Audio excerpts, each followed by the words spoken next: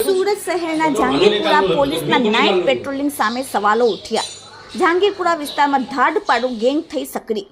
પોલીસના ખોફ વગર લૂંટ અને ધાડ પાડો 10 જણાની ગેંગ સક્રિય થઈ।